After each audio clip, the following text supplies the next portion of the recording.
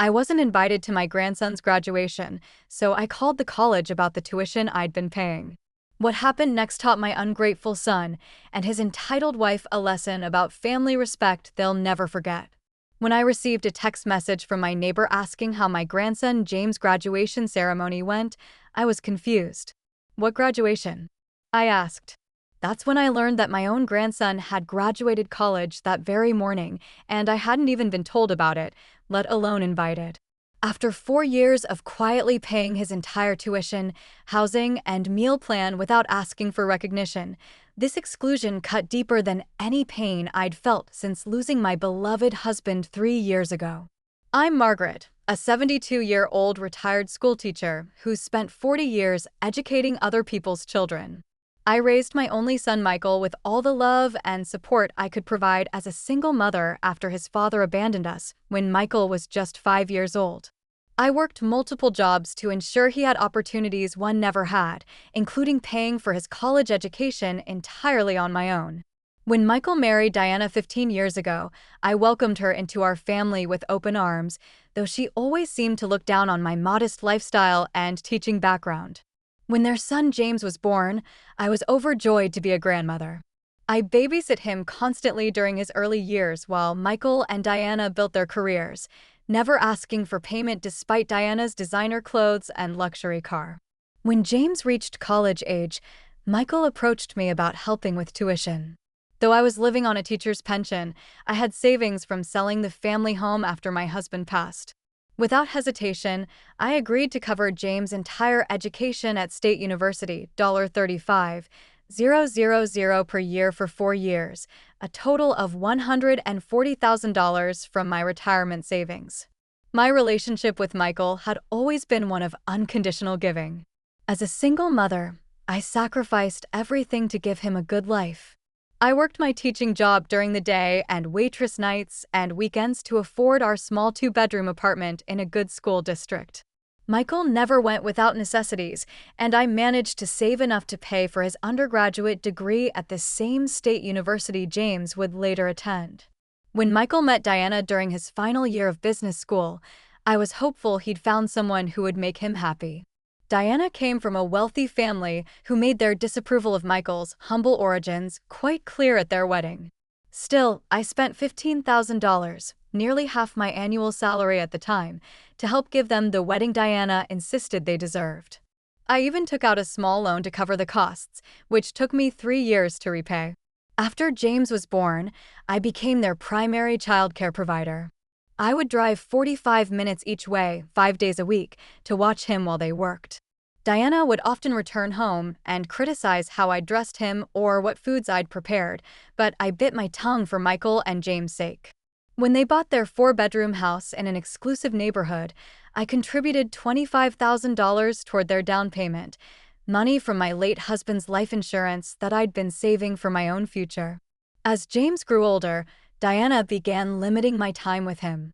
My weekly dinners with the family gradually became monthly, then only on holidays. Diana would make comments about my outdated parenting advice and embarrassing clothes whenever I visited. Michael never defended me, always staring at his plate in uncomfortable silence. When James was accepted to State University, I was so proud.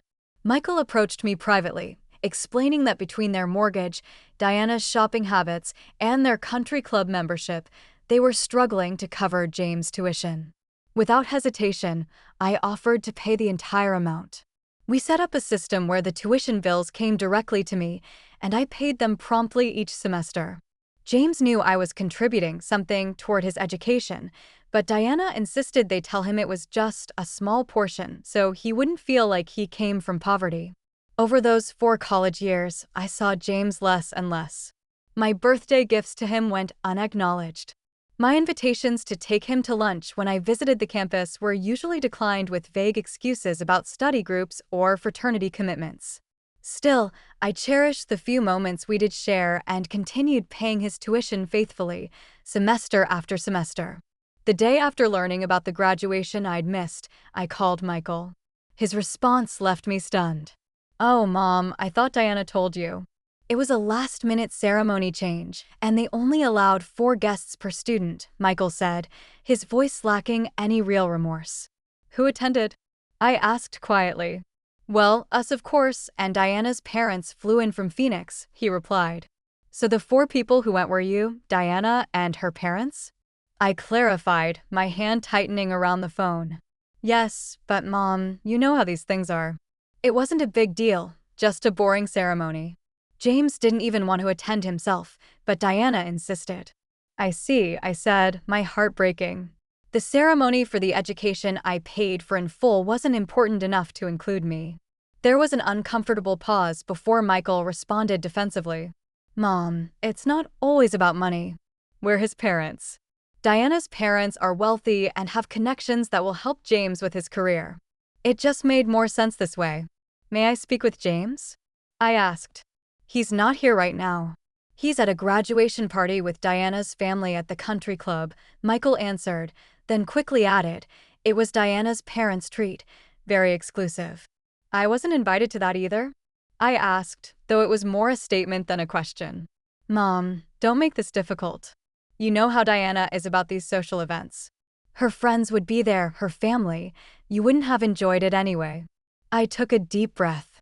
Michael, do you remember who paid for your college education? That was different, Mom. Times were different, he said dismissively. Different how?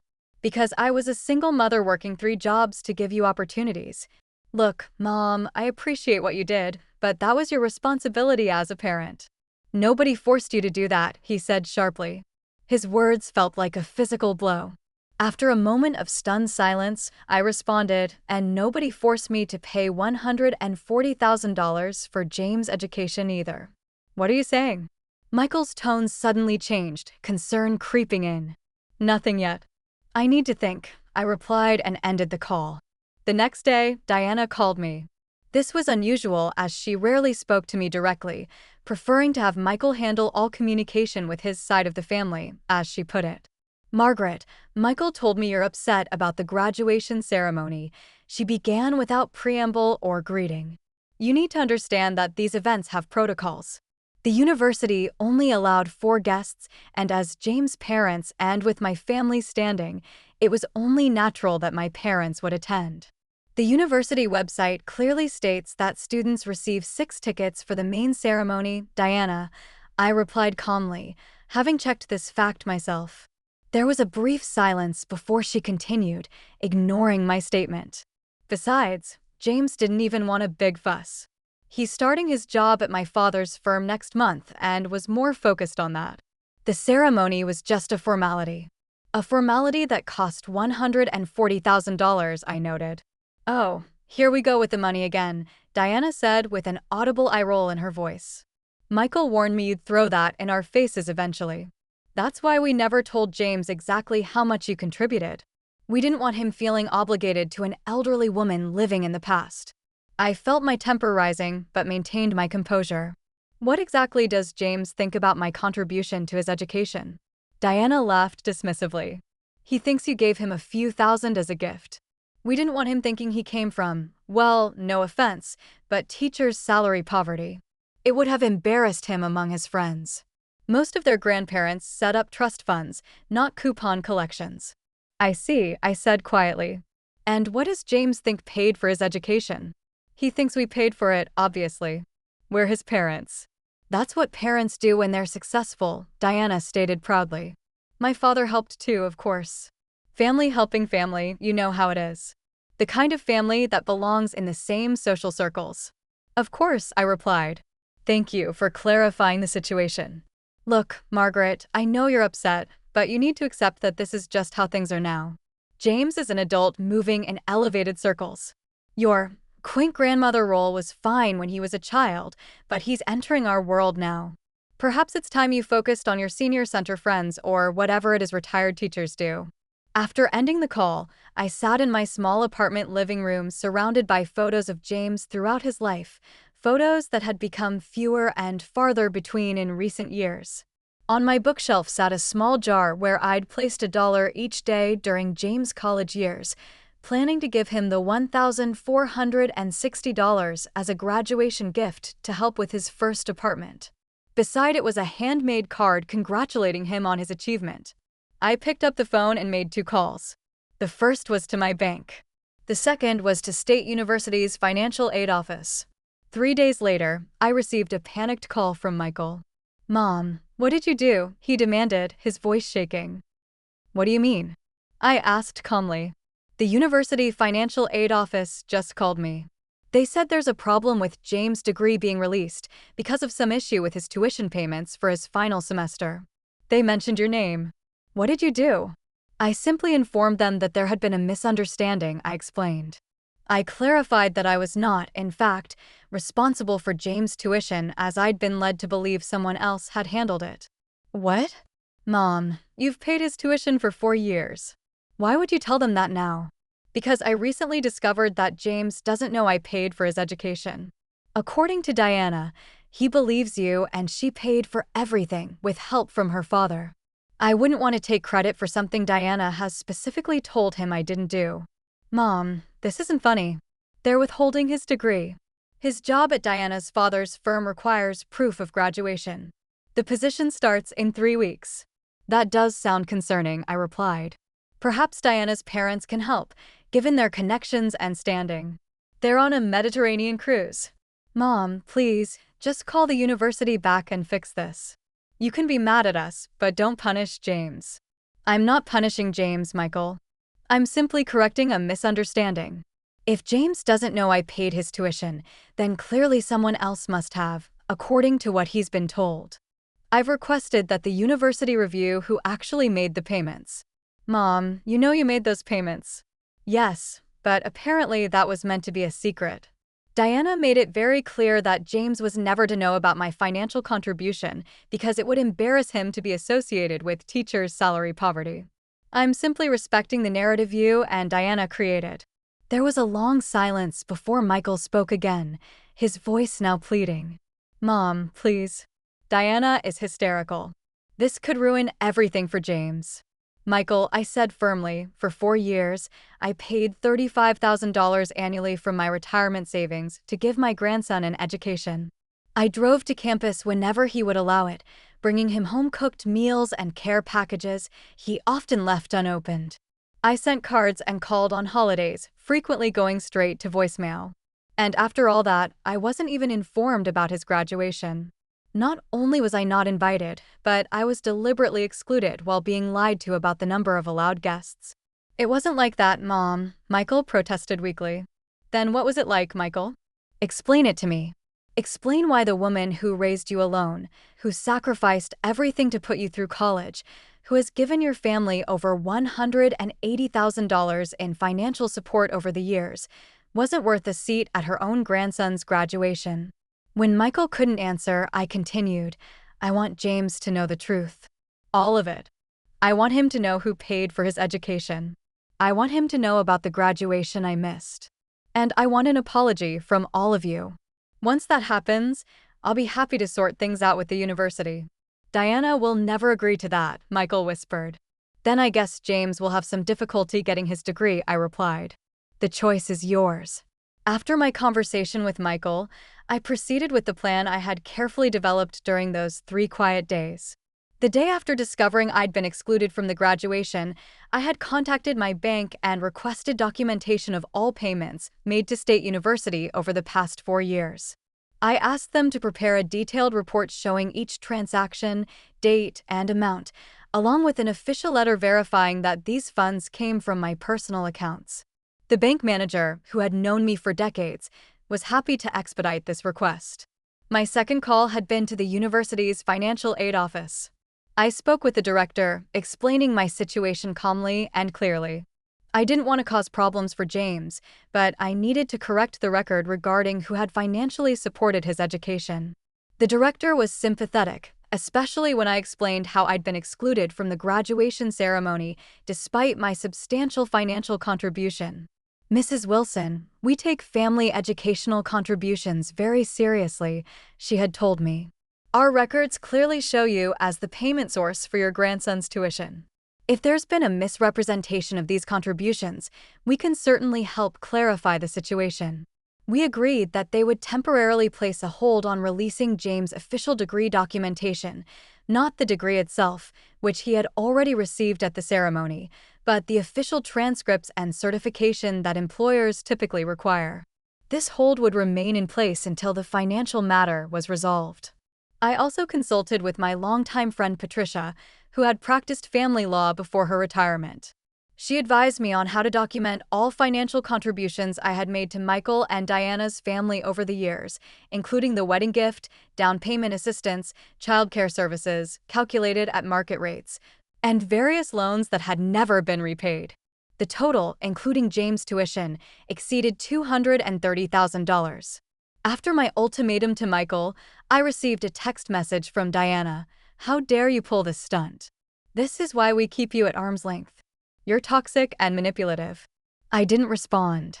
Instead, I prepared a package containing copies of all bank statements showing tuition payments, the letter from my bank, a spreadsheet detailing all financial contributions I had made to their family, and a handwritten letter to James explaining everything, including how much I loved him and had looked forward to seeing him graduate.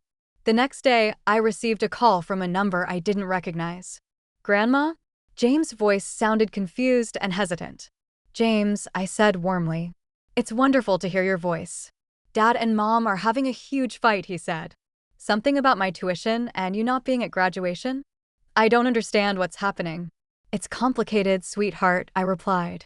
"But I think it's time we had an honest conversation.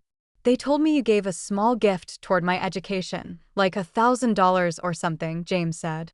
"But Dad just said something about you paying for everything. Is that true?" "Yes, James. I paid your full tuition, room, and board for all 4 years. About $35,000 per year, totaling $140,000. There was a long silence. "From your retirement savings?" "Grandma, I had no idea." "That's what I've learned," I said gently. "I was happy to do it, James. I'm so proud of you and your accomplishment. I just wish I could have been there to see you graduate." "They told me you couldn't come because you were sick," James said, his voice hardening. "I called your apartment that morning, but there was no answer. Mom said you were probably resting." I took a deep breath. "I was at my weekly volunteer shift at the hospital, James. No one told me about your graduation. I found out from my neighbor the next day." The silence that followed was deafening. "I don't understand," James finally said. "Why would they lie about this?" "That's something you'll need to ask them," I replied. "But James, this isn't about punishing anyone. It's about truth and respect." "The university called Dad saying there's a problem with my degree and transcripts," James said. "I need those for my job." "I know, and I'm sorry about that complication. I've simply asked the university to clarify who actually paid your tuition, since there seems to be confusion about that. Once everyone acknowledges the truth, I'll immediately contact them to release everything." "I'll talk to my parents," James said firmly. "This isn't right, what they did." 2 hours later, my doorbell rang. When I opened it, James was standing there, looking both angry and contrite. Behind him, Michael and Diana stood awkwardly on the sidewalk. "Grandma," James said, embracing me tightly. "I am so sorry." Over the next hour, sitting in my modest living room, the truth came out. Diana had deliberately kept the graduation information from me, scheduling family events during times she knew I volunteered and intercepting James' questions about my attendance. Michael had gone along with it to keep peace, convincing himself that one missed event wouldn't matter much to an old woman. Diana sat stiffly on my couch, barely making eye contact, while Michael looked genuinely ashamed. James was furious with both of them. "I can't believe you kept Grandma from my graduation after she paid for my entire education," he said to his parents, "and then lied to me about it. Do you know how many times I wished I could thank her properly for even the small amount I thought she contributed? But you kept telling me not to mention money around Grandma because it would make her feel bad about her limited means." Diana finally spoke, her voice tight. "We were trying to protect you from feeling obligated to maintain connections that might limit your social advancement." "Social advancement?" James looked incredulous. "Grandma has 3 master's degrees and taught generations of students. She volunteers at hospitals and literacy programs. What exactly are you advancing me to that's better than that? At that point, Diana stood up. This entire situation is being blown out of proportion. Fine, Margaret paid for your school. We should have invited her to graduation. Lesson learned. Can we move on now and get this degree situation resolved? I looked at Diana calmly. Is that your apology? Michael placed his hand on Diana's arm. Diana, please. Diana stared at me for a long moment before her shoulders slumped slightly. I apologize for excluding you from James' graduation and for misrepresenting your financial contributions to his education. It was wrong of me. And? Michael prompted. Diana sighed dramatically. And for belittling your background and career. And for limiting your time with James over the years. I nodded. Thank you, Diana. I accept your apology. I turned to Michael. And you? Michael looked me in the eye, genuine remorse on his face. Mom, I am so deeply sorry. There's no excuse for how I've allowed you to be treated and marginalized in our family. You deserved so much better, especially from me. After everything you sacrificed to raise me on your own, I failed to show you the respect and appreciation you deserve. I was a coward, and I'm ashamed of myself. James then knelt beside my chair. Grandma, I had no idea about any of this. I feel terrible about missing out on time with you because of these lies. I should have made more effort to stay connected with you during college. Thank you, not just for the tuition, which is incredible and overwhelming to think about, but for always loving me and supporting me, even when I didn't acknowledge it properly. I promise that's going to change. I took James' hand and squeezed it. That's all I needed to hear. The next morning, I called the university financial aid office and informed them that the family financial matter had been resolved to my satisfaction. The hold on James' degree documentation was immediately released. I also gave James the jar containing $1,460, a dollar for each day of his college education, along with a scrapbook I had made documenting his journey from kindergarten through college graduation, filled with photos, report cards, and mementos I had collected over the years. He was moved to tears, especially by the graduation card I had prepared but never had the chance to give him. In the weeks that followed, our family dynamics shifted significantly. James began visiting me regularly, often bringing lunch or dinner. He asked me to help him set up a budget for his new job and adult life, valuing my experience with financial management. He even requested that I accompany him to open his first investment account, wanting to learn how I had managed to save enough on a teacher's salary to fund his education. Michael started calling me several times a week, something he hadn't done in years. He invited me to family dinners again and made a point of defending me whenever Diana made one of her subtle digs about my lifestyle or background. These digs became less frequent as Diana reluctantly adjusted to my renewed presence in their lives. 3 months after the confrontation, James surprised me by taking me to lunch at my favorite cafe. Over dessert, he handed me an envelope. "What's this?" I asked, opening it to find a check for $1,200. "My first tuition repayment," James explained. "It's not much, but I've budgeted to pay you back a little each month from my salary. I know you didn't ask for this and would probably refuse it, but it's important to me, Grandma. You invested in my future, and I want you to know I don't take that for granted." "James, that's not necessary," I protested. "Maybe not to you, but it is to me," he said firmly. "And there's something else. I've been offered a position with an educational nonprofit that helps first-generation college students navigate financial aid. I'd be taking a pay cut from the corporate job at Diana's father's firm, but after learning what you did for me, I want to help others who might be in similar situations." Tears filled my eyes as I reached across the table to squeeze his hand. "I'm so proud of you." Later that week, I received an unexpected call from Diana. Her voice lacked its usual condescension. "Margaret, I'm calling because we're having a family dinner on Sunday to celebrate James' new job. He specifically asked that you be there." She paused before adding, and I wanted to extend the invitation personally. "We'll be eating at 5. "Thank you, Diana." "I'll be there," I replied, hearing the subtle shift in her tone. The dinner was still somewhat awkward, but progress was evident. Diana's parents were there, and I watched with some satisfaction as they struggled to maintain their superiority when James openly discussed my financial contribution to his education and my influence on his career change. As I was leaving, Diana walked me to the door, another first. "Your grandson has remarkable character," she said stiffly. "He must have gotten that from somewhere." It wasn't exactly a warm embrace, but coming from Diana, it was practically a declaration of respect. In the years since then, our family has continued to heal. Michael and James organized a proper graduation celebration for my birthday, complete with a cake decorated with my alma mater's colors and James in his graduation robe. They presented me with a framed photo of James and me together in his cap and gown, finally giving me the graduation memory I had missed. I've learned that standing up for yourself doesn't have to mean cutting people off.